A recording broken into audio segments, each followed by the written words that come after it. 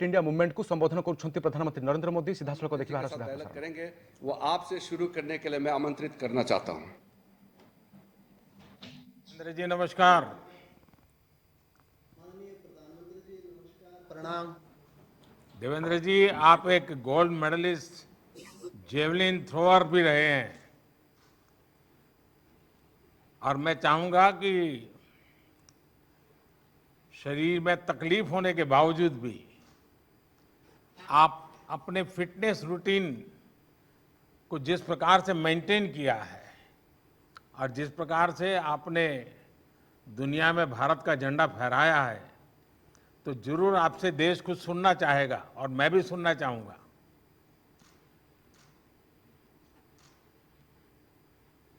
बिल्कुल, जब मेरी 9 साल की उम्र थी तो बिजली का करंट लगने से मुझे हाथ गंवाना पड़ा और मुझे ऐसा लगा कि जब हॉस्पिटल से मैं निकल रहा था तो ऐसा लगा कि मैंने सब कुछ खो दिया मेरी लाइफ में। लेकिन जब मैं घर पे पहुंचा तो माताजी ने कहा कि जाइए बाहर खेलिए आप। तो मैंने कहा कैसे खेलूं, अब मेरे तो हाथ ही नहीं है। लेकिन माताजी ने कहा कुछ नहीं बिगड़ा आपका, आप बाहर निकलिए, खेलिए बच्चों के साथ, आप भी औरों जैसे ही हैं। तो मैंने उस दिन घर से बाहर निकल के सोचा कि मैं कमजोर नहीं कहलाऊंगा, मैं सबसे फिट बन के दिखाऊंगा। उसके बाद खेल की शुरुआत की और 2 बार गोल्ड मेडल लिया पैरालंपिक्स में, 2 बार वर्ल्ड रिकॉर्ड ब्रेक किया मैंने। लेकिन मेरा ये मानना है कि जो फिट इंडिया जो अभियान चला है 1 साल में, हमें बहुत खुशी है। और सबसे बड़ी बात ये मानता हूं कि जिस हिसाब से स्वच्छ भारत अभियान चला था घर घर तक, वैसे ये फिट इंडिया जो अभियान है वो भी घर घर तक पहुंचा है।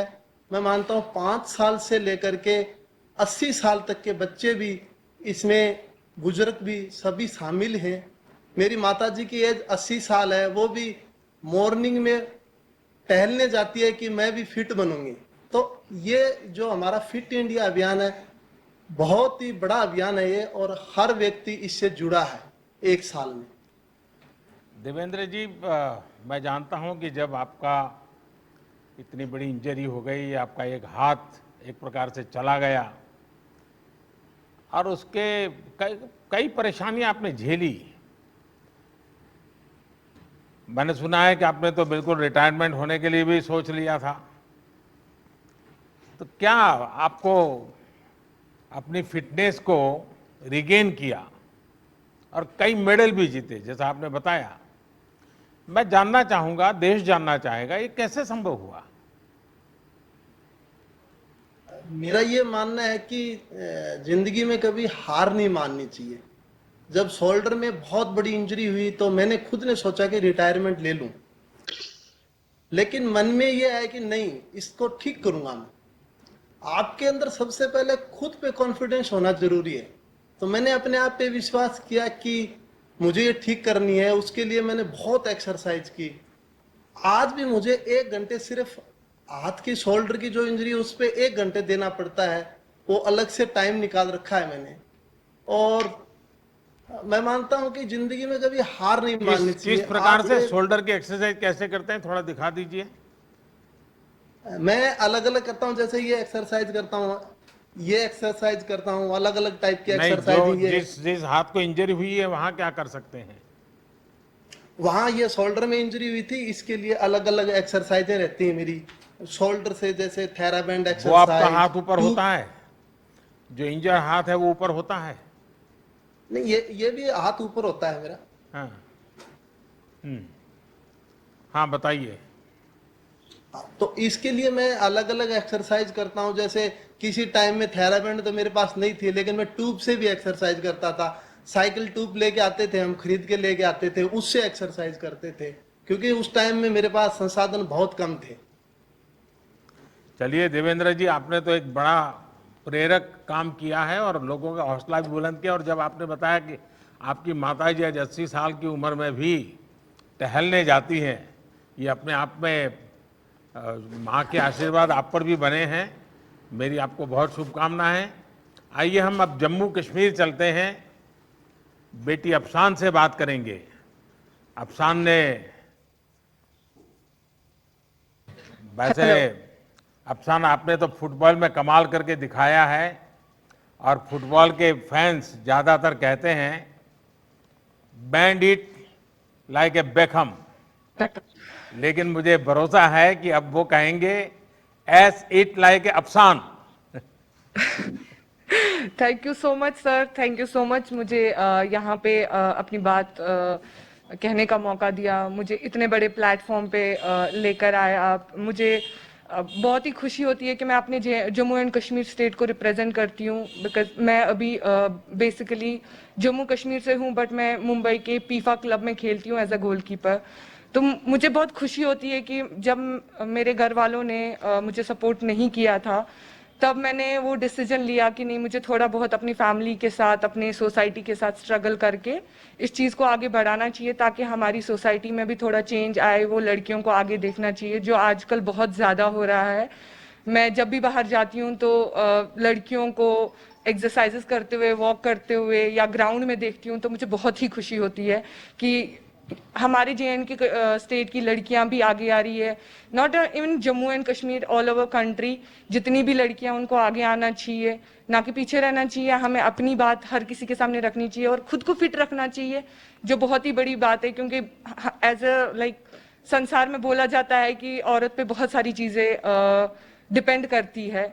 जैसे औरत माँ होती है, बेटी होती है, किसी की बहू भी बनती है, तो उसको बहुत सारी चीज़ों से गुजरना पड़ता है। तो उस चीज़ के लिए एक लड़की को फिट रहना बहुत ज़रूरी है। मैं बताऊं जी, आपने जिस प्रकार से अचीव किया है, ये कश्मीर की बेटियों के लिए, देश के लिए भी एक इंस्पिरेशन है, लेकिन कश्मीर की बेटियों के लिए आप एक बहुत बड़ा इंस्पिरेशन बन गई हैं। और आपने खुद ने तो तपस्या की है, लेकिन कई बच्चियों को जीवन में कुछ कर दिखाने के लिए आपने उनको इंस्पायर किया है। इसलिए आप सचमुच में बधाई के पात्र हैं और मुझे विश्वास है कि आपको फॉलो करके देश भर में लड़कियां जरूर आगे आएंगी और आगे तक जाएगी। लेकिन आप तो गोलकीपर के रूप में भी काम करती हैं। जी सर, मैं एज अ गोलकीपर मेरा पोजीशन है। तो फिर तो आपको सिर्फ फिजिकल नहीं, थोड़ा मेंटल मुझे अलर्टनेस भी करना पड़ता होगा। फिजिकल और मेंटल और फ्लेक्सिबिलिटी पे ज़्यादा ध्यान देना पड़ता है, क्योंकि एज ए कीपर मुझे बहुत सारे जंप्स, डाइव्स वगैरह करने पड़ते हैं। तो मुझे उस चीज़ के लिए खुद को बहुत ज़्यादा फिट रखना, अपने बॉडी वेट को मेंटेन करना पड़ता है, ज़्यादा ना हो कम ना हो, ताकि मैं लाइक जब भी हम गोल पोस्ट पे खड़े होते हैं, तो कीपर एक ऐसा इंसान होता है जो पूरा मैच देख रहा होता है, हर एक प्लेयर पे उसकी नज़र रहती है। तो कीपर पे आई गेस मुझे लगता है 60% गेम डिपेंड रहता है, वो पूरा अपनी टीम को चलाता है। तो कीपर का फिजिकली फिट रहना ज़रूरी नहीं, मेंटली फिट रहना भी बहुत ज़रूरी है। आप इसके लिए जो करती हैं कुछ बताओगी, ताकि हमारे देश के नौजवानों को आपका रूटीन कैसे होता है, कैसे बता करती हैं आप, थोड़ा सा उनको गाइड करिए। मैं मोस्टली मॉर्निंग सुबह 5:30 ग्राउंड जाती हूँ, ग्राउंड पे अपना वर्कआउट स्टार्ट करती हूँ। मॉर्निंग में 5:30 उठ के पहले मेडिटेशन करती हूँ, ताकि अपना माइंड कूल एंड काम रख सकूँ। मैं जो हमारे MS धोनी है, कैप्टन है इंडियन टीम के, एक्स कैप्टन रह चुके हैं, तो मैंने उनसे बहुत कुछ सीखा है, क्योंकि वो बहुत ही कामली काम करते हैं। As a captain, as a player, he is very calm, और मुझे उनकी वो जो कामनेस है खुद में लाना बहुत अच्छा लगता है, कि जैसे वो कामली काम करते हैं अपनी लाइफ में, हर एक को अपनी लाइफ में वैसे ही कामली काम करना चाहिए। अपने मेंटल स्ट्रेस को ज़्यादा हाई नहीं करना चाहिए, अपने मेंटल स्ट्रेस को बैलेंस रखना चाहिए, ताकि जो दिन भर के काम होते हैं वो ईजिली और स्ट्रेस फ्री कर सके। ठीक है, आजकल बच्चे फिजिकल एक्टिविटीज में शामिल होने के बजाय 24 घंटे स्क्रीन के सामने ही ज़्यादा समय बिताते रहते हैं। प्रत्येक राज्य में फिट रहने की अपनी स्थानीय परंपरा रही है। आपने तो बचपन अपना, भले आज इस फुटबॉल को लेकर के आप मुंबई में आप काफ़ी कुछ समय बिताती हैं, लेकिन हर एक राज्य की अपनी एक विशेषता होती है फिटनेस की। कश्मीर में वेदर भी हमेशा अनुकूल नहीं होता है, बहुत ही विपरीत रहता है। तो ऐसे में आप वहाँ की कौन सी ऐसी पारंपरिक चीजें हैं जो वहाँ के बच्चों के जीवन में, क्योंकि मैंने देखा है खेल कूद में कश्मीर के बच्चे शानदार है जी, अद्भुत है। ये नेचुरल फिटनेस में वहाँ क्या ऐसे तौर तरीके हैं? मोस्टली हम एक हाई एल्टीट्यूड पे रहते हैं, तो यहाँ पे जो ब्रीदिंग का जो प्रॉब्लम होता है, जब हम बाहर जाते हैं दूसरे स्टेट्स में खेलने जाते हैं तो हमें वो ब्रीदिंग प्रॉब्लम नहीं होता। हमारा स्टेमिना जो होता है वो बहुत ही ज़्यादा अच्छा होता है उस लेवल के लिए जो हम यहाँ पे ट्रेनिंग करते हैं। और मैं वैली से बिलोंग करती हूँ, सब बोलते हैं पैराडाइज ऑन अर्थ है, तो डेफिनेटली पूरे चारों तरफ हमारी ग्रीनरी होती है जो हमें बहुत हेल्प करती है ब्रीथ करने में, हमें फ्रेश एयर मिलती है। That's very important for to breathe कि हमें फ्रेश एयर मिलनी चाहिए, तो वो बहुत हेल्प करती है। और हमारे जो माउंटेन्स है, ऑल हमारे जो सराउंडिंग है माउंटेन से भरी पड़े हैं, तो डेफिनेटली उन चीज़ों से हमें बहुत हेल्प मिलती है। डेफिनेटली यहाँ पे ट्रैकिंग का बहुत ज़्यादा, बच्चे ट्रैकिंग को बहुत दिलचस्पी लेते हैं ट्रैकिंग में, क्योंकि माउंटेन्स है, उन चीज़ों से हमें बहुत हेल्प मिलती है।